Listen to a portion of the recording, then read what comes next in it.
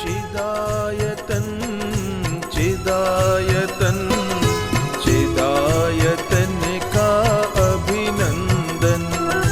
चिदायतन चिदायतन चिदायतन का अभिनंदन।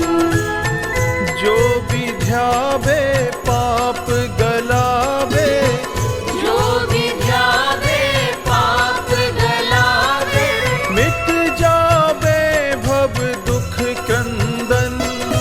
मिट जावे भव दुख क्रंदन। चिदायतन चिदायतन चिदायतन का अभिनंदन। चिदायतन चिदायतन। मुझे संजय जी ने बुलाया है कि मैं तीर्थधाम चिदायतन के बारे में आपको कुछ बताऊं, कैसे शुरू हुआ, कब शुरू हुआ। ये कॉम्प्लेक्स जो आप देख रहे हैं, जहाँ पे अभी ये पंडाल लगा हुआ है, ये पूरा कॉम्प्लेक्स लगभग 16 एकड़ लैंड में बना हुआ है। आज से लगभग 7 साल पहले 2016 या 2017 के बीच में यहाँ पे शिलान्यास हुआ था, पर किसी वजह से यहाँ पे काम शुरू नहीं हो पाया था। पहले कुछ वन विभाग से प्रॉब्लम आ गई थी, वन विभाग की प्रॉब्लम को सॉर्ट आउट किया तो कोरोना आ गया। कोरोना से निकलने के बाद हमने 2021 जनवरी या फरवरी 2021 में इसका काम स्ट्रक्चर बनाना शुरू किया और आज आप देख रहे हैं कि हमारा स्ट्रक्चर लगभग तैयार की ओर है। ये 50,000 स्क्वायर फीट का बिल्टअप एरिया है। जो मंदिर है वो 50,000 स्क्वायर फीट का है। किसी मंदिर से मुझे कंपेयर तो नहीं करना चाहिए, बट फिर भी आजकल यूपी के अंदर राम मंदिर का बहुत नाम आ रहा है। राम मंदिर बन रहा है, अयोध्या में राम मंदिर बन रहा है। अगर मैं राम मंदिर को और इस मंदिर को कंपेयर करूं तो दोनों का बिल्टअप एरिया सेम है, 50,000 स्क्वायर फीट। राम मंदिर की जो हाइट है वो 161 फुट है विद ध्वजा। जो आपके चिदायतन की हाइट है, जैसा संजय जी ने कहा, शायद हमारे ज्ञान में, हो सकता है हमारा ज्ञान गलत हो, अपने मुमुक्षु समाज में इससे बड़ा मंदिर अभी कोई नहीं होगा। 171 फुट ऊंचा ये मंदिर बनने जा रहा है। इस मंदिर में जो मेन मंदिर है वहाँ पे 5 प्रतिमाएं स्थापित की जाएंगी। 71 इंच पद्मासन शांतिनाथ भगवान की, 71 इंच खड़गासन आदिनाथ भगवान महावीर भगवान की, 61 इंच पद्मासन अरनाथ और कुंतकुंतनाथ भगवान की। इसके अलावा यहाँ पे जो एक अलग चीज़ हम बनाने जा रहे हैं, मैंने संजय जी से पूछा था, मैं भाई ऐसा कहीं और कुछ है, तो उन्होंने कहा मेरे ज्ञान में भी नहीं है। जो यहाँ एक गंध कुटी की हम रचना करने जा रहे हैं वो अपने आप में एक अद्भुत है, जहाँ के फर्स्ट लेवल पे हमारे 24 तीर्थंकर की प्रतिमाएं स्थापित की जाएंगी और सेकेंड लेवल पे शांतिनाथ भगवान की 4 प्रतिमाएं वहाँ पे स्थापित की जाएंगी। कई लोगों ने जाके मंदिर देखा भी है, अंदर गए हैं, घूम कर आए हैं। जो मंदिर का मेन लैंडिंग है, ये मंदिर बना क्यों, पहले मैं आपको थोड़ा सा आइडिया देता हूँ। हमारे पिताजी को मेरठ समाज के लोगों ने आके कहा कि यहाँ पे मंदिर में हम लोग स्वाध्याय नहीं कर पाते हैं, तो हमें स्वाध्याय करने के लिए एक जगह चाहिए। राइट अम्बुज जी, मैं गलत तो नहीं कह रहा? स्वाध्याय करने के लिए हमें यहाँ जगह चाहिए, तो वह एक मंदिर बनाया जाए जहाँ पे हम मुमुक्षु लोग आके स्वाध्याय कर सकें। तो अगर आप देखो तो इस मंदिर की जो मेन लैंडिंग है वो स्वाध्याय हॉल के अंदर ही जाती है, कि सीधा जहाँ जिनवाड़ी रहेगी हमारी, वो स्वाध्याय हॉल लगभग 9,000 स्क्वायर फीट का बन के तैयार हुआ है, जिसमें एक बार में 1200 से 1400 लोग बैठ के स्वाध्याय कर सकते हैं। उसी स्वाध्याय हॉल के जस्ट नीचे एक और हॉल बनाया गया है जिसका नाम सोगानी भवन और पंडित कैलाश चंद्र भवन रखा गया है। उसको इस तरह से बनाया गया है कि उसको कभी भी एक करना हो तो एक किया जा सकता है, और अगर हमें 2 अलग अलग क्लासेस चलानी हो तो उसको 2 क्लासेस में डिवाइड कर सकते हैं, और दोनों में इंडिविजुअल 400 से 500 लोग एक बार में बैठ सकते हैं। इसके अलावा यहाँ पे सिंह द्वार, ऑफिस ब्लॉक, अभी प्रिया हमारी पाडला मंदिर गई थी, एक प्रोग्राम काम से बॉम्बे गई, पाडला मंदिर जाना हुआ, वहाँ से लौट के आई। वो मुझसे बोली कि पाडला मंदिर में जो सबसे खास बात है वो नीचे की लाइब्रेरी जो वहाँ देख कर आई, और हमने ये सीखा है कहीं का कुछ अच्छा लगे तो उसे ग्रहण कर लो।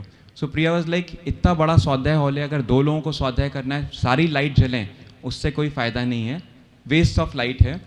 सो वी डिसाइडेड कि हम यहाँ पर एक छोटी लाइब्रेरी, ऑफिस के बगल में ही एक पूरी लाइब्रेरी भी बना रहे हैं, जहाँ पे जिसको कोई भी जिनवाणी ले जानी है वहाँ से ले भी जा सकता है। वहाँ बैठ के 20-25 लोगों को स्वाध्याय करना है, वहाँ बैठ के स्वाध्याय भी कर सकता है। इस तरह एक लाइब्रेरी का भी निर्माण वहाँ होने जा रहा है। एक हम सब यंग ब्लड को एक गलत आदत पड़ गई है कि भाई हमें बहुत हाइजीन कंडीशन चाहिए, रहने की बहुत साफ सुथरी व्यवस्था चाहिए, धर्मशालाओं में रहना हम पसंद नहीं करते। उसी को ध्यान में रखते हुए मैं सोनगढ़ आपकी धर्मशाला देखकर आया था, मुझे बहुत अच्छी लगी, फिर मैंने वहाँ से कुछ लिया।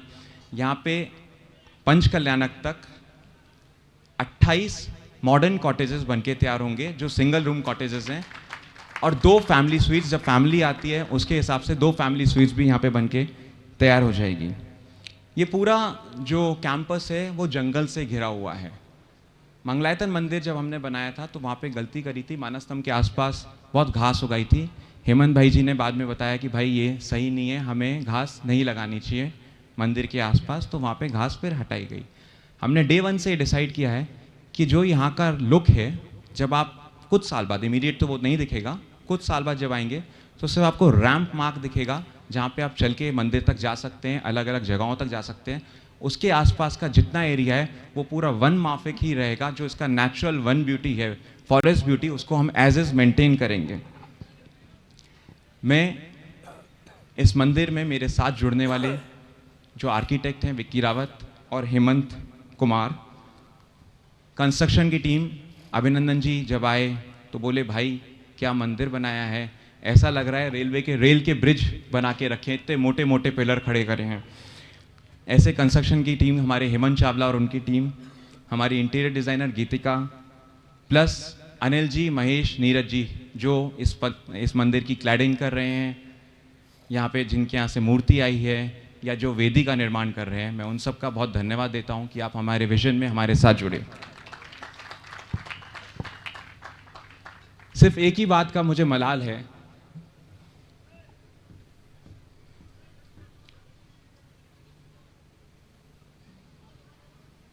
कि मैं ये मंदिर अपने पिताजी के सामने पूरा नहीं कर पाया, और मुकेश जी जिनको मैं भूल नहीं सकता,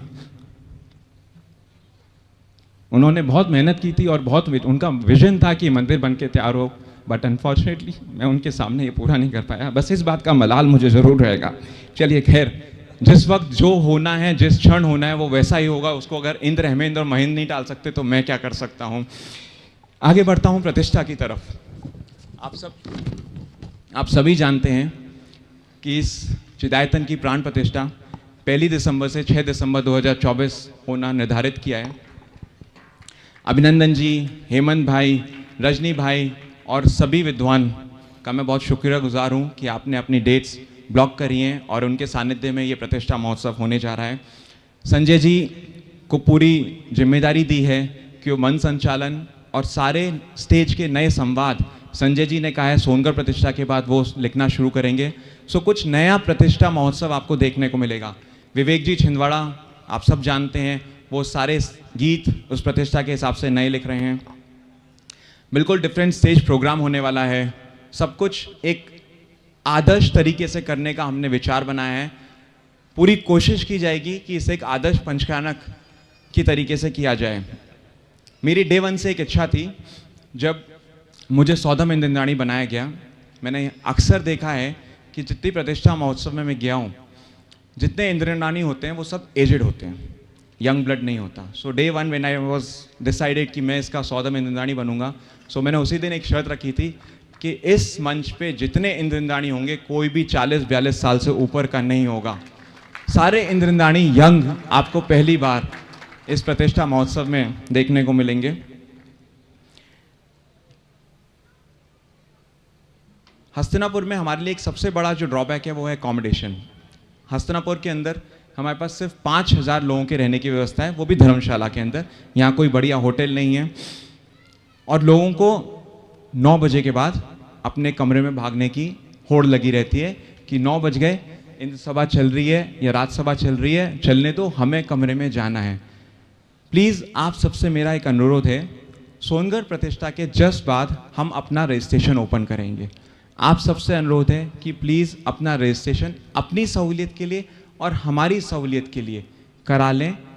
आप ये बहाने मत मारना कि हमें इंटरनेट चलाना नहीं आता, क्योंकि आजकल बूढ़े से बूढ़ा और बच्चे से बच्चा सब व्हाट्सएप चलाना जानता है और सारे काम करता है। तो प्लीज़ अपना रजिस्ट्रेशन सब लोग कराएं, ताकि हमें भी पता रहे कि कितने लोग यहाँ आने वाले हैं। किसी वजह से कोई बिना रजिस्ट्रेशन के आएगा तो जगह तो उसको भी मिलेगी, लेकिन वो कैसी होगी उसकी मैं गारंटी नहीं ले सकता। सो आपसे एक रिक्वेस्ट करता हूँ कि प्लीज़ ऐसा करें। मुझे 2 बातों के लिए बोला गया था जो मुझे करनी थी, वो मैंने करी। बट आज इससे भी एक इम्पॉर्टेंट बात मैं करना चाह रहा हूँ, जो इस समय की दरकार भी है। अध्यक्ष महोदय, आपकी अनुमति चाहता हूँ, वो मैं अगर आज ना बोल सका तो फिर शायद फिर कभी नहीं बोल पाऊँगा। मंच माइक मेरे हाथ में, चाहूँ तो बोल सकता हूँ, पर आपकी अगर अनुमति हो तो मैं बोलूँ। बहुत मुश्किल से मैंने सोचा कि मैं कुछ बात करूँ आप सबसे या ना करूँ। और अगर अपने मुमुक्षु समाज के कुछ लोग अगर बाहर हैं तो इससे पहले मैं शुरू करूँ तो आपसे अनुरोध करता हूँ कि आप अंदर आ जाएं, क्योंकि हम सब मुमुक्षु समाज के लिए मैं बात करने जा रहा हूँ। वैसे ही मंच नहीं है ये बात करने का, बट ज़रूरी है इसलिए करना पड़ेगा। और कुछ कहने से पहले मैं आप सभी श्रेष्ठी वर्ग, विद्वान वर्ग और सबसे माफ़ी चाहूँगा कि मेरी किसी बात का बुरा लगे तो प्लीज़ मुझे माफ़ करिएगा। जो भी मैं कह रहा हूँ वो किसी व्यक्ति विशेष मंडल को ध्यान में रखते हुए नहीं है। ये मेरे मन में बहुत दिन से चल रहा था कि मुझे ये बात करनी है और आप सबसे करनी है।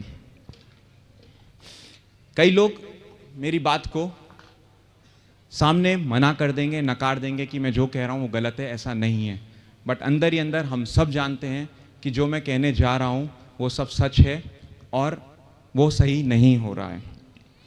हम सब जानते हैं कि जैन समाज हिंदुस्तान के अंदर एक माइनॉरिटी है, राइट और रॉन्ग, राइट। और अगर मैं मुमुक्षु समाज की बात करूं तो वो जैन समाज के अंदर भी माइनॉरिटी है। ठीक है भैया, मैं गलत तो नहीं कह रहा। और हम सब जानते हैं कि पॉलिटिक्स अच्छी चीज़ नहीं है, पॉलिटिक्स बहुत गंदी चीज़ है। और सोचिए अगर समाज के अंदर पॉलिटिक्स आ जाए तो क्या होगा, क्या होगा? सिर्फ डिफरेंसेस बनेंगे, सिर्फ खाइयाँ बढ़ेंगी और मन मुटाव आपसी में बढ़ेगा।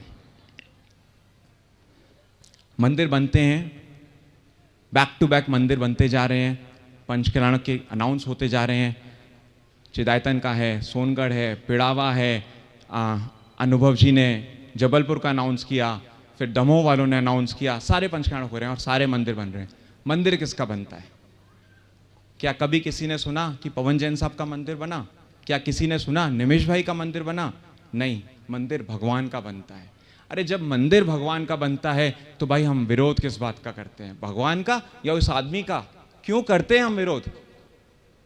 आप सोचो हम क्या कर रहे हैं, हम कहां जा रहे हैं।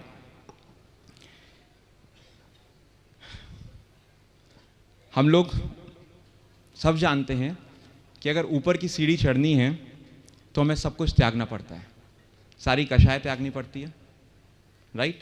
ऊपर बढ़ना है, लेकिन हम कहते कुछ हैं, करते कुछ हैं और होता कुछ है। इतनी कषाय हम अपने अंदर रख के चल रहे हैं कि क्या होगा हमें नहीं पता। भाई कोई भी इंसान परफेक्ट नहीं होता, कोई भी इंसान परफेक्ट नहीं होता। ना मैं हूँ, ना मेरे पिताजी थे, ना मेरे दादाजी थे, और ना यहाँ इस जगह इस मंच पे या नीचे बैठा हुआ कोई भी परफेक्ट नहीं है। परफेक्ट तो सिर्फ एक ही बार जाके हो सकते हैं जब आप अपने 8 कर्मों का नाश करें और सिद्ध दिशा पे जाके विराजमान हो, तभी आप जाके परफेक्ट हो सकते हैं, वरना परफेक्ट नहीं हो सकते। हम सब में पॉजिटिव है, हम सब में नेगेटिव है, लेकिन हम सोशल मीडिया के माध्यम से सिर्फ लोगों के नेगेटिव को सामने लाने में लगे हुए हैं, किसी के पॉजिटिव को सामने लाने में नहीं लगे हुए। मैंने पूछा अम्बुज जी से अभी 2 दिन पहले कि भाई कभी मेरे दादाजी के मुख से किसी के बारे में कोई बुराई सुनी? मैंने तो कभी नहीं सुनी। ना मैंने अपने दादाजी से सुनी, जिनको डंडे वालों के नाम से जाना, डंडे वाले पंडित जी के नाम से जाना जाता है। ना मैंने डॉक्टर भारेल, बड़े दादा छोटे दादा के मुख से कभी किसी के बारे में सुना। विमल दादा की बात करूं तो विमल दादा के मुख से भी मैंने किसी के बारे में नहीं सुना। विमल दादा की तो एक और खासियत थी, उनको आप कुछ भी दे दो, कुछ भी, आपको ये पड़ा है तो वो उसमें से भी उसकी तारीफ करके निकाल देंगे, वाह क्या सुंदर है, इसमें से भी, इस कीचड़ में से भी कमल खिल सकता है। उनकी तो ये आदत थी। और ना संजीव गोदा जी के माध्यम से मैंने कभी किसी के मुख से ना किसी की बुराई सुनी, ना कभी किसी कषाय में वो पड़े। अनफॉर्चुनेटली आज उनमें से कोई हमारे बीच में नहीं रहा। अनफॉर्चुनेटली आज उनमें से कोई भी हमारे बीच में नहीं रहा। मैंने गुरुदेव श्री को तो नहीं देखा, पर उनके बारे में बहुत सुना है। दादाजी से सुना, पिताजी से सुना, कुछ लोग जो यहाँ बैठे हैं उनके मुख से सुना। क्या ऐसे मुमुक्षु समाज की कल्पना गुरुदेव श्री ने की थी, जो मुमुक्षु समाज हमारा बनता जा रहा है? नहीं भाई, मुझे तो नहीं लगता ऐसा समाज गुरुदेव श्री ने कभी सोचा होगा। राकेश जी, मैं कुछ गलत कह रहा हूं तो प्लीज मुझे माफ करिएगा। उनके सामने तो जो भी आया उन्होंने उसे अपना बनाया, और हम सबको दूर भगाने में लगे हुए हैं। हम सब लोग सबको दूर भगाने में लगे हुए हैं। भाई तुम हटो। गुरुदेव श्री एक थे, एक ही थे, और उनके हम सब फॉलोअर्स जो मुमुक्षु कहलाते थे, एक आदर्श मुमुक्षु कहलाते थे, आज हम सब ने उनको बांट दिया। चिदायतन वाले मुमुक्षु, मंगलायतन वाले मुमुक्षु, जयपुर वाले मुमुक्षु, देवलाली वाले मुमुक्षु, यहां तक कि सॉरी टू से सोनगढ़ में भी पॉलिटिक्स आई, उसमें भी दो पात हो गए, नया विजन और ओल्ड विजन। हम क्या कर रहे हैं, क्या करना चाहते हैं? आप सब देखिए, जितने लोग यहां बैठे हैं, एक एवरेज एज अगर मैं मानूं कि हमारी 70 साल की जिंदगी है, तो 90% लोगों ने अपनी 60% जिंदगी जी ली है। और आप सभी लोग, जितने लोग यहां बैठे हैं, वही जहां पंचकल्याणक होता है, जहां वेदान होता है, जहां झंडारोहण होता है या शिलान्यास होता है, यहां पे हम सभी लोग नजर आते हैं। जितने प्रमुख यहां बैठे हैं, जितने विद्वान श्रेष्ठी लोग यहां बैठे हैं, आप मुझे बताओ, आप में से कभी किसी ने वीना जी के बेटे को देखा है? नहीं। अशंक भंडारी को देखा है? नहीं। कृतार्थ को देखा है? नहीं। क्यों? भाई यंग ब्लड कट रहा है, यंग ब्लड जेन्युइनली कट रहा है, और आप लोग ये नहीं समझ रहे हो। ये यंग ब्लड को अगर आप साथ नहीं जोड़ोगे, हम उसे क्या दिखाना चाह रहे हैं, क्या बताना चाह रहे हैं, हमारी जो नई जनरेशन है, हम क्या बताना चाह रहे हैं, वो हमें सोचना पड़ेगा। आजकल की जनरेशन बहुत स्मार्ट हो चुकी है। वो कुछ भी करने से पहले पूछती है क्यों। मेरा बेटा 5 साल का है, सबसे पहले मुझसे पूछता है क्यों करूं, आप तो ऐसा नहीं करते। वो हमें देखती है, आपको देखती है, आपको अपना आदर्श मानती है, आपको अपना आइडल मानती है।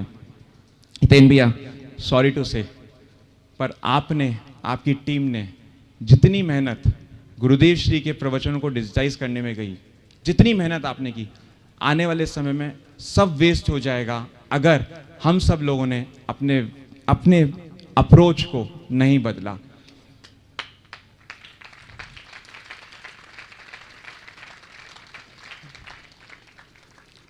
कल एक मिलाप तो मैंने कराने की कोशिश की, बहुत लोग जानते हैं, बहुत लोगों ने देखा।